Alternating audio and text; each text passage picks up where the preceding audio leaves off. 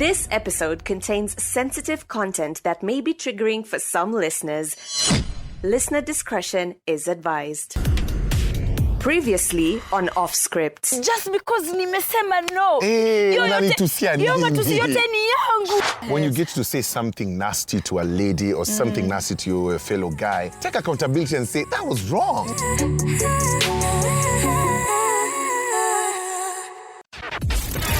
Coming up on this episode, McKenna gets personal on the campus at Juiced. Have you ever told another man you love him? We then tap and revisit raw moments from MTV Shuga, Mashariki and Gen Free, where fiction hits close to home. And later, Mushina sits down with Jazz, who shares what it really feels like to love someone who's been taught to hide. Let's get started. This is Mushina Malomba. And McKenna Kahuha. Welcome to Offscript. This is another episode. Yes, where we just talk. Real talk. Be free. Yes. Raw conversations. Absolutely. Upper, we had nothing if not real. The set of conversations we are having today, they're also quite eye-opening. I was talking with a guy who was telling me, alikuwa the lady used to provide for her, na alikuwa analipa bills, akienda kwa hoteli endo analipa, maboys wake akamwambia, wewe unafanya ujinga gani wewe? Mwanamke anakuprovidea aje pia wacha mambo zako. Wait. So the girl used to act a certain way. Kwamba anamuona, unajua demsa anakuprovidea, yeye ndo analipa bill. Anajua ni kama mindo wa kusema hapa. Okay, nimeelewa kwa sababu mimi vile najuanga ni maboys kwa internet vile nasikianga wanasemanga ule dem ya boy wao mwenye anawaspoilingi huyo watakangi aende huyo ndo watakanga abaki hapo kabisa huyo dem hatuwezi muacha hata kufanya. So I was confused, what do you mean? Like the boys again wana turn waseme dem aka na kuprovide. Mimi hata nilikuwa niseme ni wivu. Kumbe ni dem yake anamfanya I feel like less of a man and then my boys sasa ndo wanadandia. Absolutely. Lakini si wao ndo walimuapprove. That's what we are here to talk about it.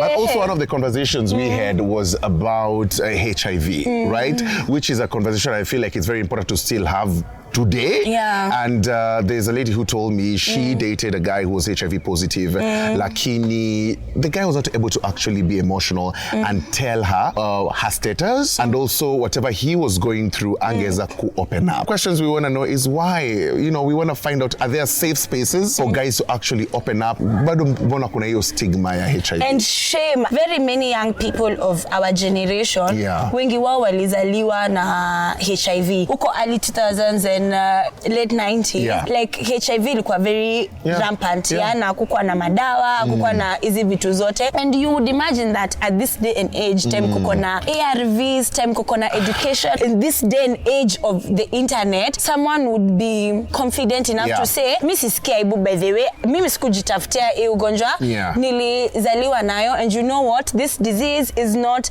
a death sentence. You would imagine that because uko kwa age group, because most Gen Zs are open-minded. If I can be personal, my mom was actually HIV positive. I remember you told me that. And I've interacted with HIV, meaning I've lived with her. When she told me she's positive, actually, I was like, what? Because I was young. I did not understand it. But you told me she didn't even tell you ulisikia kisema. Because we went to the hospital, and then the doctor, because walitaka kunipima, and I was like, why? So the doctor asked my mom, is the mom positive? And the mom said yes. And I remember from that moment, my mom just never looked like, oh, I am sick, I'm gonna die. She was always such a positive-minded, alikuwa naiongelea. So the fact that I think I have lived with someone who is HIV positive, imefanya my perception has really changed. It's not to you, it's not a deadly. Absolutely. And I agree with you because it really depends on the environment where you are.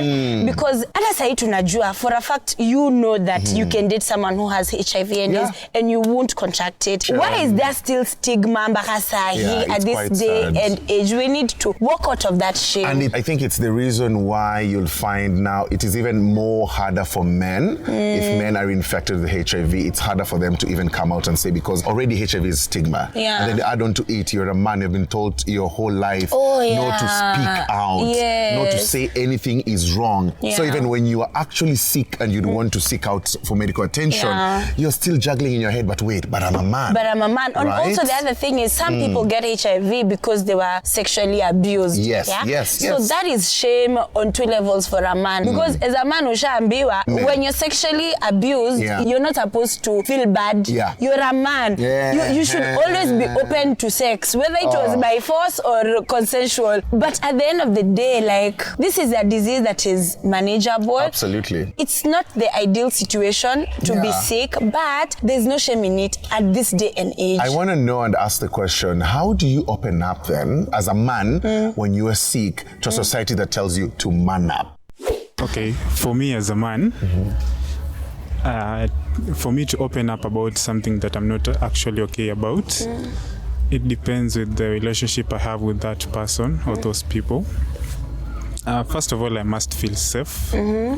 Because I can't open up if I'm not safe. You must be my safe place so that I can open up to you. But I don't open up to random people because I want to get the help, the exact help that I want, because I'm telling you I'm hurting in this way. Okay, you will take it and tell me, sorry, what have I gained from that? So I must feel safe. I must know this person can actually help me. This is my safe place, and I will get help. So that's when I will open up. And one person said they would rather also go to their boys. And they said that their boy is someone who will see from their POV as opposed to the girlfriend. That's what he said. Let me say something with that, because as a guy, I feel like especially guy friendships are I find them weird. My best, like my boys, wanakuanga tu kila time ni vibe. Like mtaka kuniambia my boys hamna ile time yenye mnapitia shida. And in fact, that is even where I was going to ask, like, can they be better friends? Like you boys, can you be better friends to each other? Absolutely. Because unajua leo mchana nilipatana na students kabla waingie kwa class. I had 2 boys. They didn't know. Nikawauliza, you guys, mnaweza ambiana I love you. They felt so weird. No, one of them was like, Sindio. The other one was like, hey, wewe mwanaume unaniambiaje? Alizambaka aliangalia boy wake like, hizi ni gani? Hizi ni gani huyu ameanza? Mtu mwingine akasema ajikute. Hadi amenipata hiyo siku, amenimit leo. Akaniambia I love you. Na sitawahi ambia my friend I love you. Somebody that I've known for so long. Imagine. It happens like that because even me, my friendships, I think I'm the one who started being emotional with my guy friends. And most of them tuko tunaongea anything constructive. It was always banter. Like sometimes I feel as guys we need to be open to each other and be like, hey, let's just create a space where we can actually talk to each other. And I started that. I started just talking to my friends about what I'm going through, and slowly they started opening up. Sometimes, especially at the end of the years or during their birthdays, I get to write a message and say, bro, like literally a long message. Ambia brother manze, you. And this is a friend who, they know my family, I know their family, we are literally like brothers. So I tell him, manze, you're really important in my life, bro, manze, I love you. At first they're like, Mshina, what the hell, man? That's weird. But excuse me, tumekuja kuzoea na, bro, I love you, manze, I love you. Imekuja tumezoea because it's making us feel like human beings.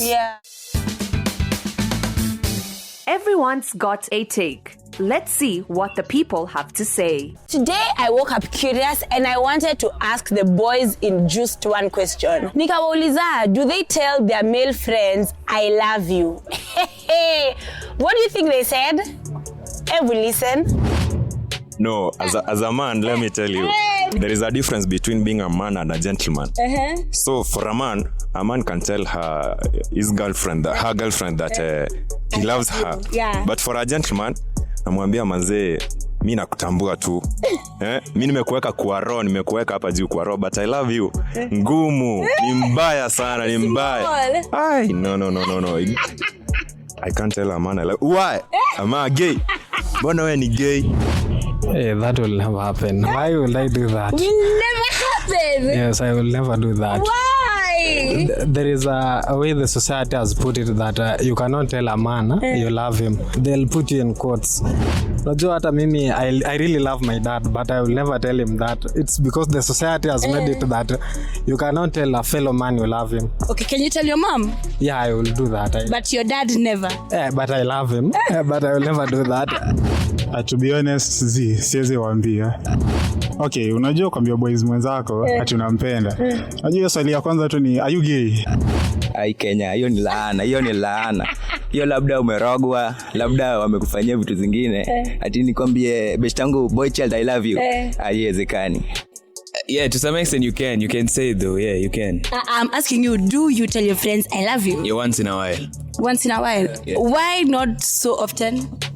It depends on the situation. Kama amenichapia in kwa situation yenye nilikuwa nimekwama, then well and good, I love you bro.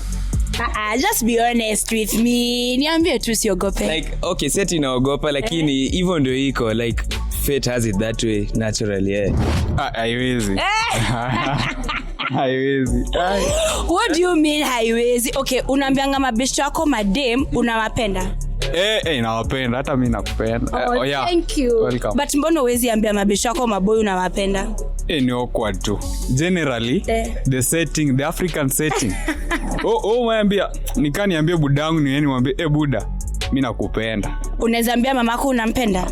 Naweza mwambia. But babako umesema hazi. Itakuwa noma. Wewe ushaiambiwa I love you na a male person, a teacher, a friend, a parent, an uncle? Excuse kunezaenda church. Sijaambiwa.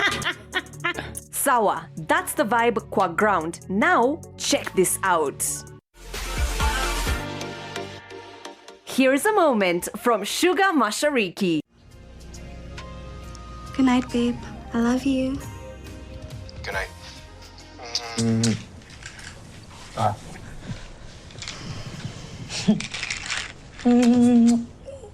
Sijasikia chochote. Sala hizo wiki zote na bado hujamwambia kuhusu status yako. Nalai. Good night. Ni girlfriend yako Sala. Pendo usipende, hakuna mtu anapenda kudanganywa. Na amesema ni girlfriend yangu. Mambo watu wazima hayo.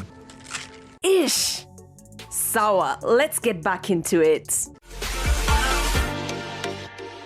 Heard anything on this episodes that you want to talk about in a safe, private, and judgment-free space? Chat na our Sema Nami chatbot on WhatsApp. Number ni 0758 919 709.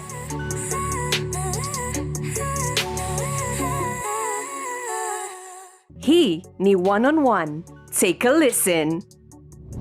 One of the things I've realized is very many men don't know how to speak up. Okay, I was in a relationship with a guy. Yeah. Person X, we won't mention their name. Yeah. So person X was HIV positive but couldn't open up. So I don't know, according to him, I wasn't providing that good environment for them to speak up or like somebody confidential, being that we were in a relationship. So I felt like that was something, in a relationship, of course, people be intimate and all that stuff. So I thought maybe he could speak up and tell me, but he was finding it hard. It took so much time before he opened up about it. Yeah, so it really affected us because of that trust. I was like, why we are dating? Why can't you just tell me like this and this and this is happening? It's not like I have a microphone on whereby I'll just speak out and then everybody will know what is happening. Okay, and it's not like when we started off, when I knew whatever was happening, that I was not going to be with him. Yeah. So the measures when you're dating somebody who is HIV positive, you can go into prep for them. Yeah. Maybe it's the stigma also, because something like HIV, very many young people, there's still stigma in the communities where people feel like, if they say they're HIV positive, maybe it's something and I feel like people will judge them. Maybe that was the reason. So did you guys break up because of that, or what led to that breakup? And did you try to find out mbona hakuwa anaweza kujiongelelea, mbona hakuweza kucommunicate na wewe? Okay, the problem with the men not speaking out is like there's no, let me say, like a safe space for men to break that silence. Men are going through a lot, so for them to find a place whereby they can just speak out freely and all that is a problem. But for me, us breaking was not that, it was just led by something else that escalated in between us, then we broke up. But I'm curious. Yes. I am dating you, for example. I come to you, Jasmine, yes, and I say, Jasmine ina mashida jamani, mambo yamekuwa mengi. You see, even from just the reaction unacheka. Do you think the community pia hawaofi wanaume ile safe space? Because while you're dating this guy, right? Hakufeel safe enough to come to you and you are dating. Yes. You know, ukidate mtu ni kama your friends. Yeah, you should speak ile. Yeah, really. But hiyo ina depend na like when we started, we didn't create that room for us to understand each other. Okay. That is why he came in as being afraid of expressing himself to me. Okay. Then ending up holding that thing to himself, which at the start of the relationship, I felt like I should know for us to have these measures as we are dating. Do you judge men for being emotional? No, I do not judge, but I can't say like 100%. But mwanaume akikuja kilia, you know, society imetoweka ile like mbona unalia? Why? Wow. Why? Sasa mimi na Jasmine, mimi na wewe hatuwezi endana. Mbona? I'm a crybaby. Oh. Mimi, anything small, I'll come to you and tell you, Jasmine, me sometimes we have a very long day. Natandika tukilio because it's good to release. But so that is different. Yeah, but that's the thing. If you're in my life and I've had such a long day, I'm being stressed, and I come to you and I say, oh my God, nataka tukutandika kilio tu yani ni release. You see, the judgment from you, itafanya now I'll feel judged and I not want to talk it out. But that is a problem. Like men stay silent because of shame.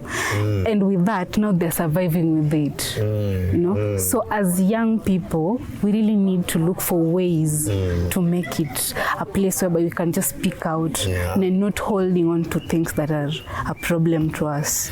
I think we should start at, you know, us not judging each other. Yeah. Right? True, yeah. Even just, you know, when we're talking about here, the reality of the stereotype that all men are not supposed to cry. Yes. Even me just saying to you, if I come to you crying and there's this reaction on your face, you know, that's what I'm talking about. Like, yes. you just get to a point where we're like, it's fine for men to cry. It's okay for them to come to us. It's good, actually. They come to you. So it's good to come. They come to you. Akienda kulilia mtu mwingine pia utamuuliza like ilifika aje ukaenda ama like yeye ni side chick or something. But this thing is a whole roller coaster and it has to start with us. What are you doing, you as a person, you as an individual, for you to go to another person? You know, as much as you have your problems, now you are coming to me. Me as Jasmine, I need to be whole for me to be able to accommodate you. Okay? Yes, so lazima ianze na mimi ndio ikuje kwako. Sasa tukinikujia najua venye naweza jicompose. Unaweza kuja na machozi pia mimi nienda nimemwaga machozi. That's fine. Na hata nini mwingine. Si tunalilia na sote. Tuko kama penzi Jasmine, now what do we do? We are together in this. I'm just curious to know about the ex we were talking about. Did you give him that safe space even after you guys are broken up? To just let him know, because you're an aware person. Yes. You're very aware of all these things you're talking about. Did you give him that space kumwambia, hey, I know you're not together, but please, whenever you need space to talk to as a friend, I don't know if you guys still talk. Kidogo. If you need space to actually come and talk about whatever you're going through, did you offer him that at least? Yeah, it was a safe space. Okay. Because at some point he was the whole time he was afraid of even maybe telling the friends that this and this is what is happening. But you know, now going out at some point unajipatangu kwa na maboys wako, si ndio? Na unajua being that tuko positive kuna ile time you should be taking your meds. Absolutely. Yeah, so unajua hiyo kujificha there was no need for it. So I was a safe space for him whereby kama alikuwa na feel like maybe at some point kuna kitu nimemfanyikia huko nje, he can come back to me, then naona venye tunasaidiana na yeye. That's love. Do you feel there are avenues where boys can express themselves openly? In Siaya, we have youth wellness centers, but men are not making good use of it because I think that silence is a major problem. But being that we are implementing the surround sound, the journey to wholeness, I always advise people around me that they can use the Semanami chatbot. Because if you cannot go and approach someone like nikuje kwako nikwambie mshina hii inafanyika, unaona na nini naweza fanya, so kuna ule mtu mwenye ana feel like sitaki kuambia mtu, si then make good use of the chatbot. Because it is just confidential between wewe na yeye. Alafu the good thing with it, if it is something iniko extreme, inakupea referral. I love that. According to your location place huko. This is the Offscript podcast.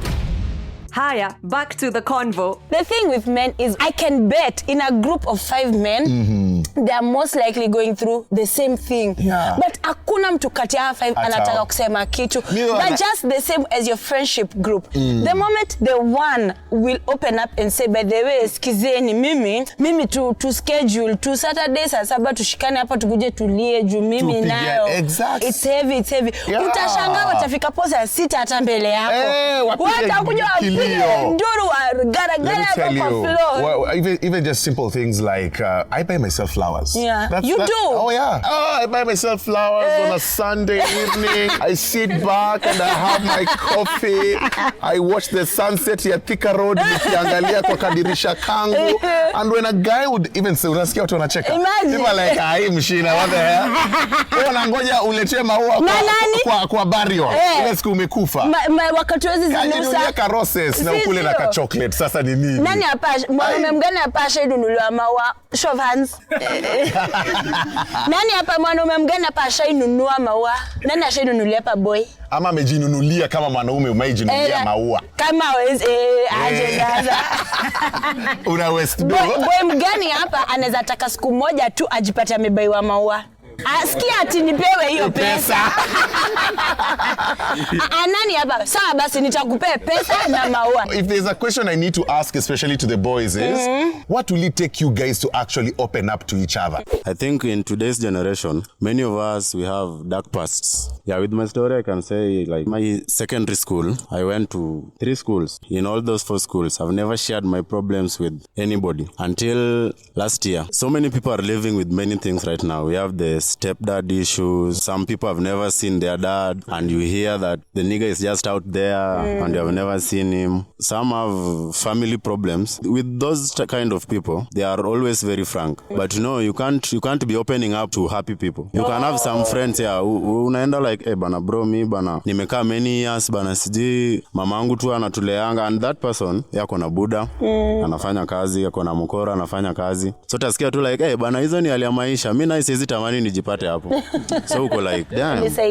That's why right now very many people are hurting. Ndio maana unaona like sahi we always give our attention to this guy. Do inatusaidia sana. If it was possible to have a safe space where men can just open up, even if it's just one person, is that what you would want? Like a safe space where you can just go and open up? Yeah. So with me, I don't like hiyo kitu inaitwa group. Yeah, so I have this one real friend. Then hata sahi nikitembea hapa mtu anibo, he's the first person nitampigia na nitamwambia bana Roy bana ni hivi na hivi, and the guy is always there. Atakwambia like ni mtu atakwambia what you need to hear. Okay. Yeah, wanasemanga if somebody shares his or her problem kwako, mwambie tu it's gonna be alright. Yeah, kuna watu wana worsen situation hadi unasema like, hey, hata ningeacha tu kumwambia. I think one of the things that he has said that has really caught my attention, he has gone through so much and he's not able to talk it out to someone. It's things that actually so many guys are going through, right? And that's why I feel it is important for guys to have that sort of emotional strength to talk about their issues so that they cannot be runaway dads. Unajua vitu simple kama kuchange tire. I learned to change tire ya gari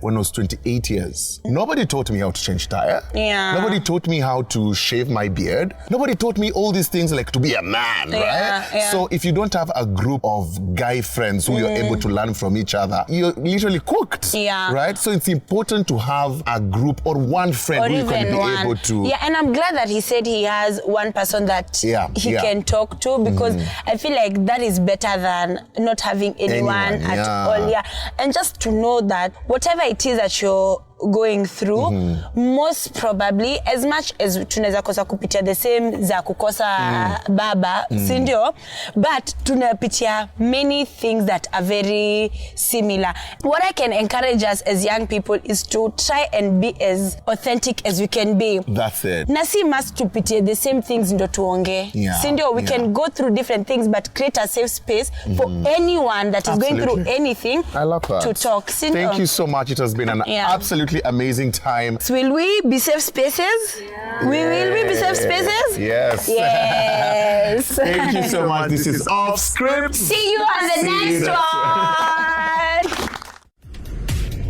Coming up next on Offscript. Nani si mind, I don't mind kukua. Wewe uogopi? Shida ni kitambi. Mtu anaona kitambi anasema huyu ni mshina, huyu na kitambi yake. Nikaona hawa watu wanaulizangwa, how much do you have in your account? Msichana mwingine hapo mrembo, nikasikia amesema 83,000 pounds. Harassment, we've never known it's a crime. I personally didn't know it was a crime because it was so normalized.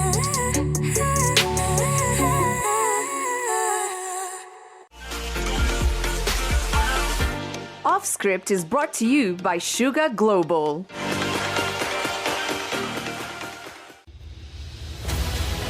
Heard anything on this episodes that you want to talk about in a safe, private, and judgment-free space? Chat na our Sema Nami chatbot on WhatsApp. Number ni 0758 919 709.